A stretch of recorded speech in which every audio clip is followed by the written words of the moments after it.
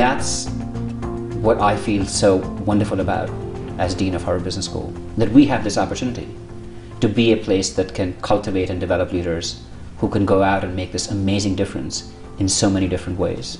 Because if you think about the mission of this school, which is to educate leaders who make a difference in the world, these people exemplify this mission. And in many ways, the school is nothing but for the lives of people like this.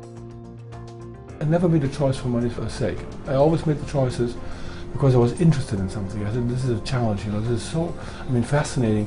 If you could really change that, good things would happen to you, to other people around you, to society. It's hard when you're in your 20s or early 30s, but try to imagine what you want to look back when you're much older and be proud of. Don't be afraid to fail, because I would say I learned more from my failures in some way than the successes. Because when you really believe in something and you want something, then you need mental toughness. There are many, many paths now to success. You cannot map them all out in the beginning.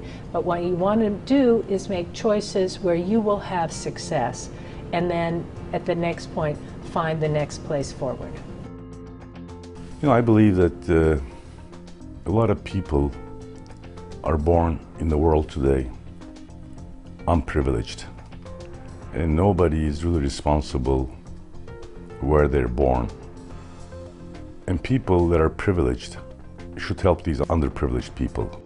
Every day at Harvard Business School, one of the things that I feel luckiest about is just how much this school benefits from attracting great people. What we can produce in our classroom works because amazing people come to that classroom. Being at Harvard, I'll never forget walking in the first few days. I was one of the younger members of the class coming right out of college. And everybody had what I call a slipstick on their belt, a slide rule. And I didn't have a clue how to work a slide rule. To this day, I still couldn't do it. And they were all so smart.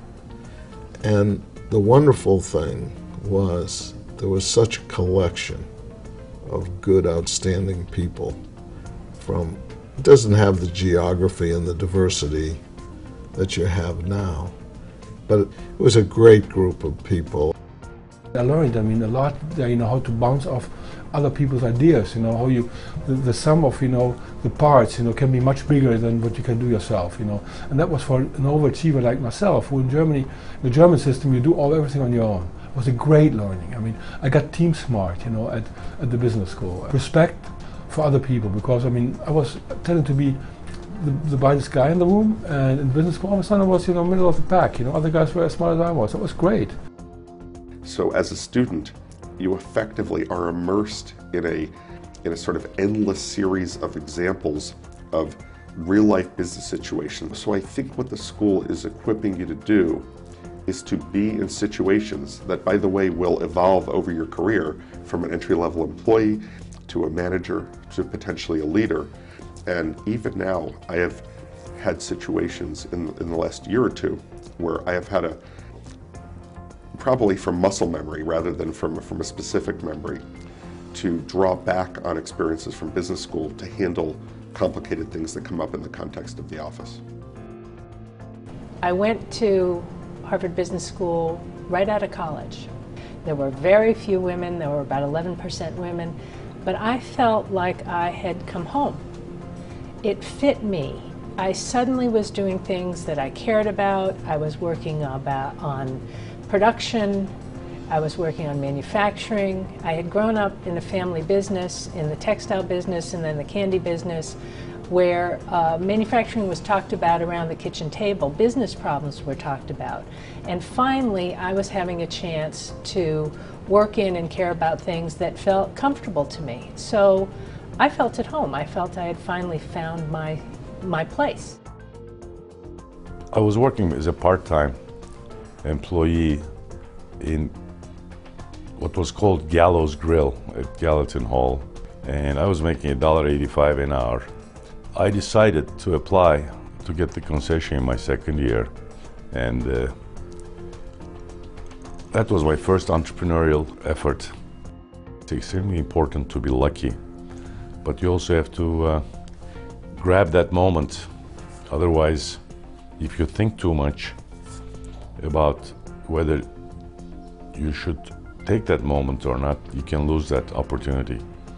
So I think that's one thing Harvard Business School taught me, is to be a decision maker. I have always felt that there is no greater force to create prosperity in society than business. In fact, I think great business leaders and great leaders of any kind are leaders who society or other people put their trust in because they see them as people who enjoy a distinctive competence or a special competence and a character that enables them to put their trust in them. I'm a believer in building businesses to create jobs.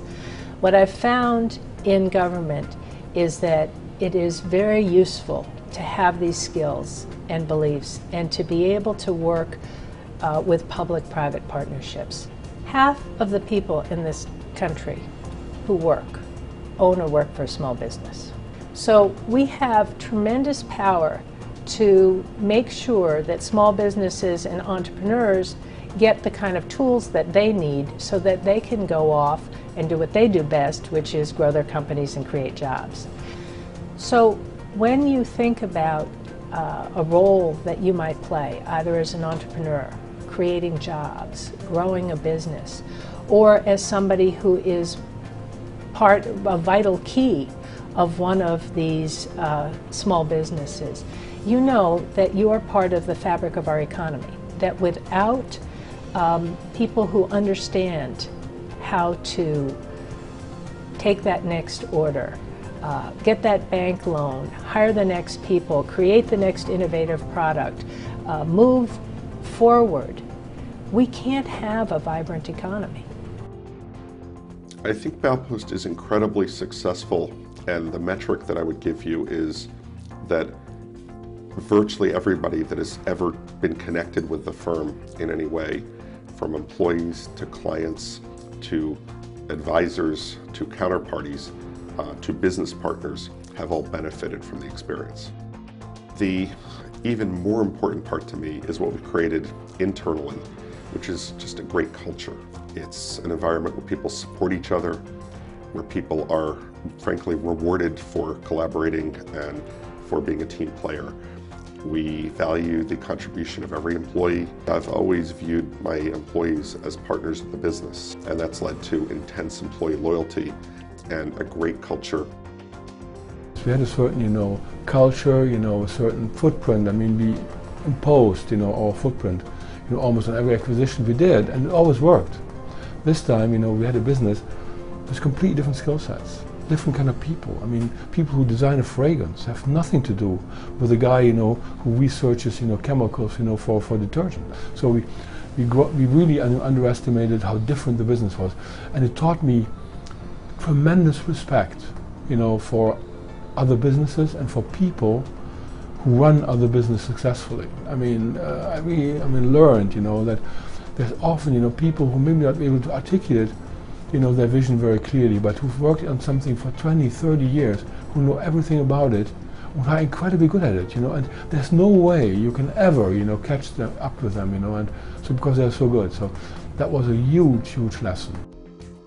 I'm still a hands-on manager of my businesses, and the most important thing that I value is how much value I can add to my businesses and how much value my team can add to our businesses, and how we can mutually do things that add value to our customers as well. This is my greatest pleasure. If you cannot grow your company, you cannot motivate your management and your employees either. Employees and managers want to work in companies that grow because they can grow with the company. This is very important. So, how we hire people, we look at integrity and character, number one. We look at work ethic, number two, and brains, three. Because if you don't have 1 and 2, 3 doesn't matter. It doesn't mean they have to think like you. It doesn't mean they can't be different. And I would say one of the things that's been be able to differentiate the craft group is we've built relationships throughout the world, and people I started doing business with 35 years ago, 40 years ago, we're still doing business with those same people today because they trust us. We also want to be known as an institution that cultivates character, that allows our leaders to recognize that how they carry themselves, the purpose that they have, the larger purpose that they have for the organization, the extent to which people believe that they're committed to the welfare of society. There are global problems that now confront humanity, and the leaders that we educate at Harvard Business School have to be the people who address these challenges on behalf of the world. There comes a responsibility with success, and that is leaving the world better than you found it, helping others who are less fortunate than you find their way or achieve success on their own. And we're impacting a number of areas significantly, both in terms of the local community and science research, and supporting our Jewish community and advocating for the state of Israel. I'm working for charity. If I do well, it will mean that we have more to give away. So we are focused on aggressively moving in a number of areas where we think we can have impact, where we think the need is great, perhaps where there's a shortage of funding by others, and are excited about what we're doing. Our family, my wife and I, we try to make a difference in as many lives as possible. We decided as a family to allow Turkish girls in rural areas the opportunity to continue high school, junior high school and senior high school after their primary school. So this was our first project, and we built about 25 dormitories like that in 20 different provinces. So approximately 5,000 girls now are staying in our dorms. And we're really gratified that we see that about 40% of the girls that graduate from high school attend universities. But obviously, since we cannot control to a great extent the quality of education in these schools, we decided to start a university 5 years ago, and obviously that's our most ambitious program, to start a university from scratch. And we now are going into our 4th year. Well, I have the great honor of working for the president. It is an extraordinary job. I have the best job. From this position of public service, inside the federal government, I can help millions of these small businesses.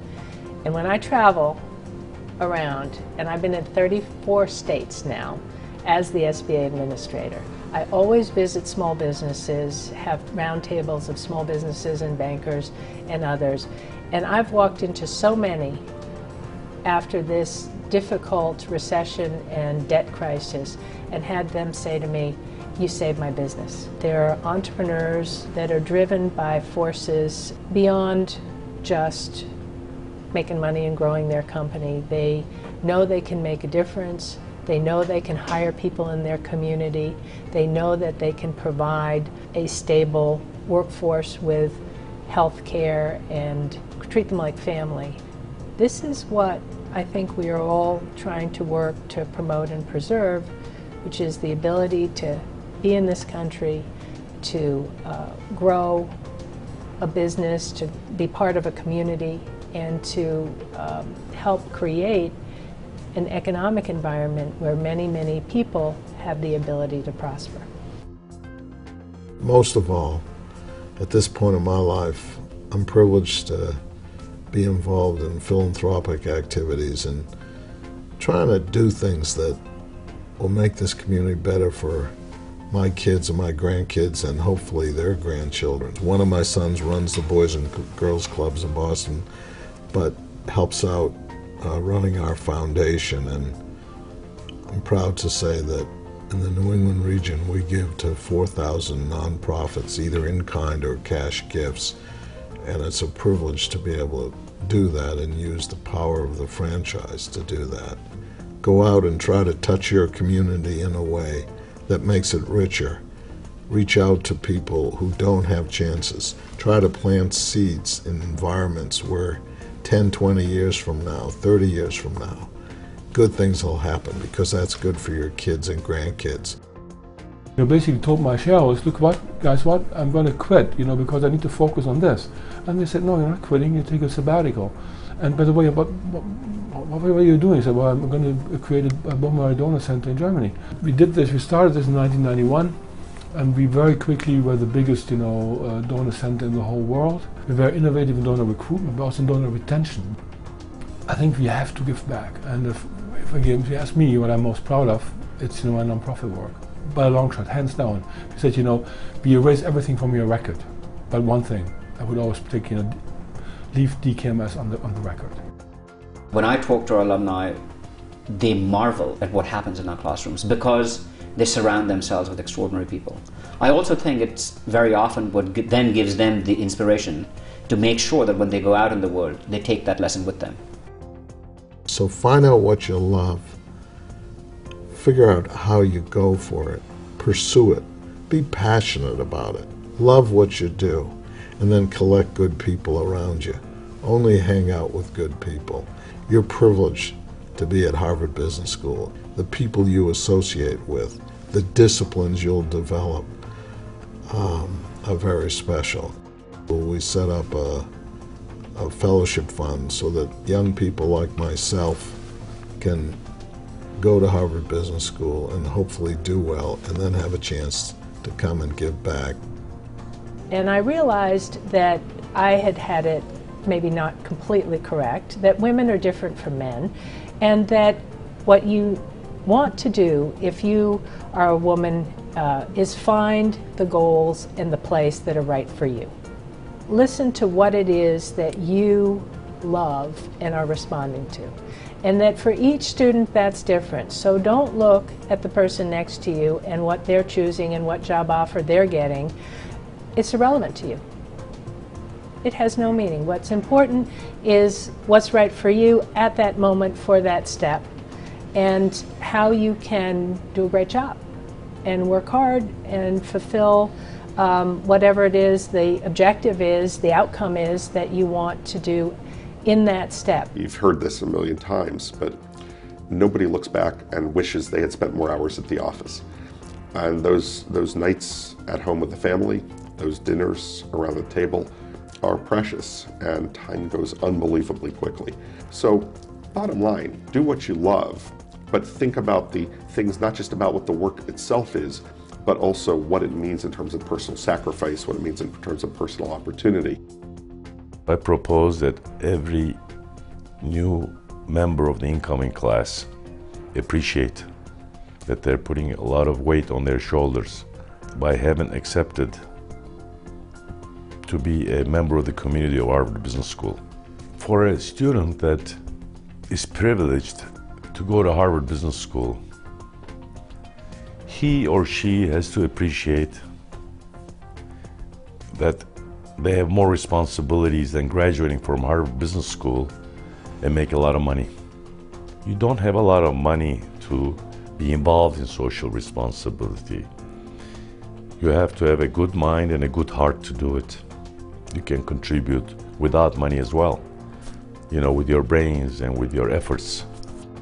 Enjoy the people that are there, in terms of the intellectual prowess, the warmth, the camaraderie, and that learning to work in groups.